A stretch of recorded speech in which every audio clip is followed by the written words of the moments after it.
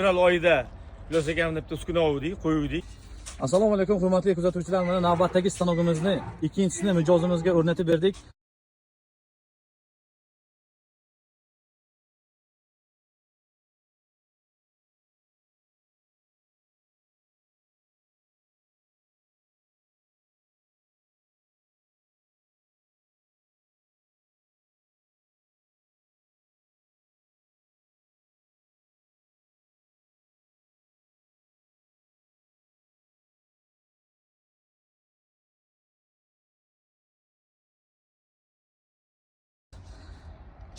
Assalomu alaykum hammaga. Mana biz fevral oyida Ilyos akamni bitta uskuna oldik, qo'ydik, ishlatib, baraka topdik.